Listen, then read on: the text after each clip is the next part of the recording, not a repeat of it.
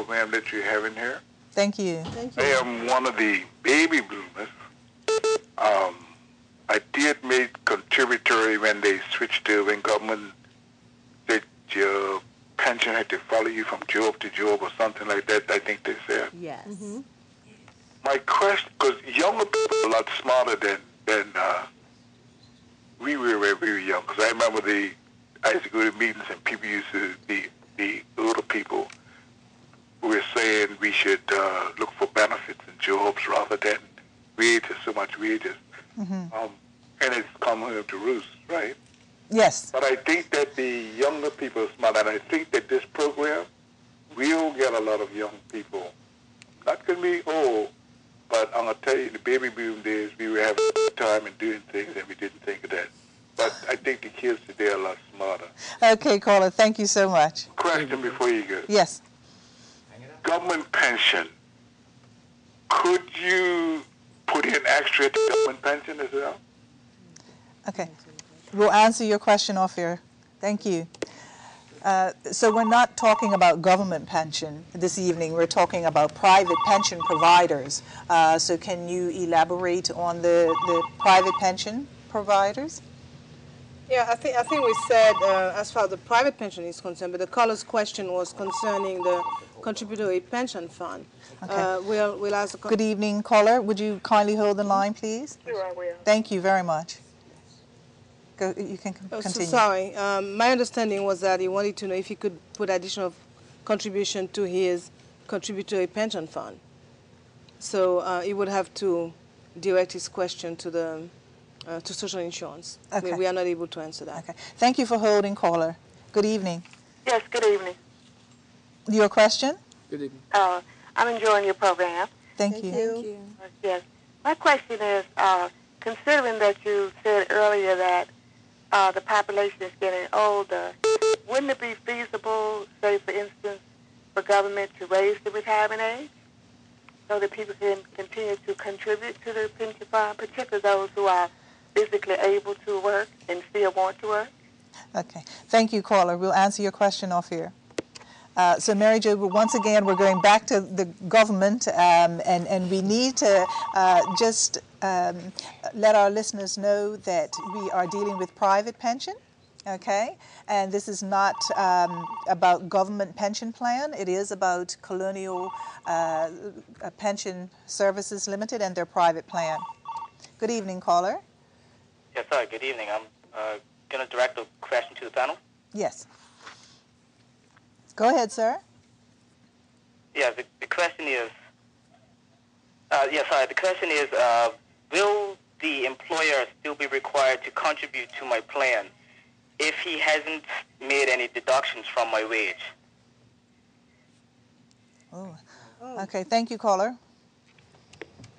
I'll take that one. I believe the caller said that if his employer has not deducted anything from his paycheck, is he compelled to contribute? Well, it's a contributory pension plan, so the employer should have taken that 5% out of your paycheck, caller. So it's a two part. It's a 10% that is required. You are required to put in 5%, and the employer is required to match that 5%. Okay. Good evening, caller. You're on the air. Yes, good evening to you and the panel. Good evening.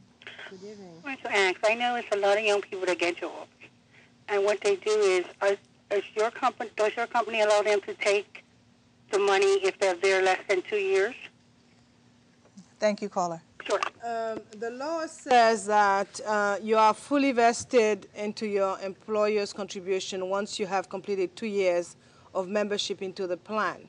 Now, if they terminate before that 2-year period, they should be entitled to their contribution, the 5% that they put in, but they will not be entitled to the employer's contribution.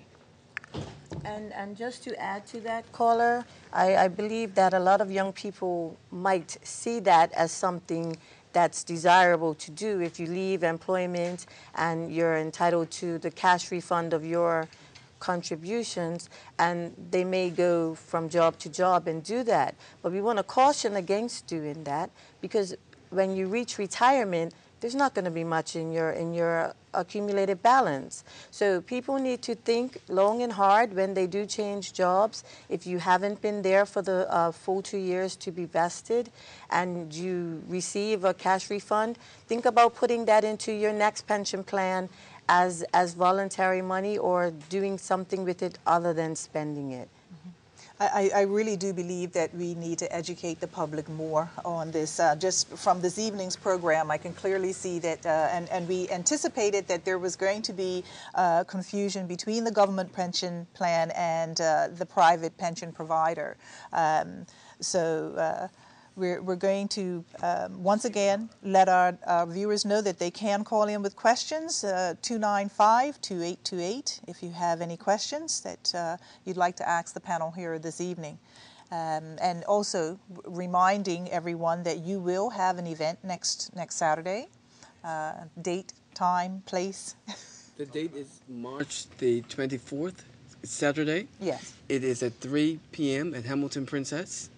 And we will have a series of workshops, seminars that will be geared for wealth building, investment strategies, and retirement planning. So we invite all, the public, the community at large, to this event. Okay. Good evening, caller. Good evening, madam. How are you this evening? Very good, thank you, sir. And good evening to your guests. Good evening, sir. Good evening. Thank you very much. I was watching your program with concerted interest. I just wanted to ask a question. I don't know if I'm out of order, but I was wondering whether this access to people's pensions included the government pension scheme, or was it only private pension schemes only? I'll listen over first. Thank you. Financial hardship withdrawal. Okay, caller. Just this week, we noted that... Good evening, caller. Please hold. That the government was seeking to allow government workers to access their pension for financial hardship, just as the private pension has that amendment to the act that came through in 2010. So the answer would be yes, and the best advice we can give you is, if you're a government worker, is to contact your superannuation office, and they'll be able to advise you. Okay, yes. Yes, so then you can contact government offices, and they should be able to assist. Ma'am? Yes, sir. Yeah, who has the contact? Who do you have to contact? Who do you have to contact? Well, sir, you would, we cannot tell you. You will have to contact, I guess, the government office and ask them who deals with the superannuation plan. And back up, please, you talk about it?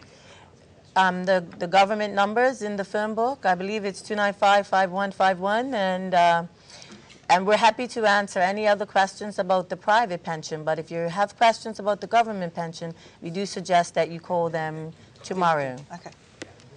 Yeah, another call on the line. Good evening, caller. You're on the air. Good evening. How are you this evening? Very well, thank you. And yourself? I'm great. Good. Great. You have a question for our panel? Yeah, I have a question for your panel. I've been working in the industry for 39 years, and I have a lot of friends that's been working in the industry for us for a long time.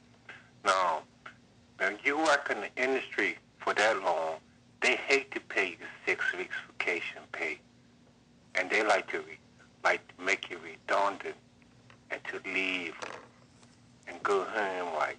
Okay, so your question regarding private pension scheme? That's right. Because, people, after you worked in that industry for that long, I mean, some of us have worked there for 39 years. We're going on 40 years this year. Okay, is your pension with the government pension or private pension, sir? I've got government pension, I've got hotel pension, I've got every type of pension right down your line. All right. We'll answer your question off air, sir. It sounds like that caller needs to contact the hotel pension plan. It sounded as if he was a hotel worker. Okay. And that's a whole separate plan from our plan. Well, you see what's happening. I mean, people are now, you've got everybody's interest, and so whether they're government, hotel, they want to know about their pension. That's good. Good evening, caller. You're on the air. Yes, I was holding on. Oh, thank you. Sorry, ma'am, if I cut you off. No problem. Please, you have a question for our panel? Yes, I did. Go ahead, ma'am. You're on the air, ma'am. You can ask your question. I was just wondering if your panel can discuss, you were talking about putting extra funds in. Now, I know when you're putting funds into these pension plans, there are high and low risk investments.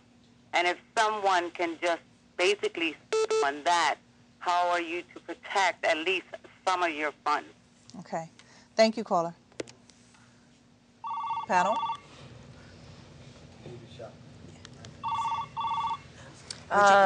I'm sorry. Good evening, caller. Would you hold the line, please? You want Okay. to take the last question? Surely. What we do is, if you're intending to put in additional funds, we'll sit down with you on a one-on-one. You can give us a call and come in and sit down.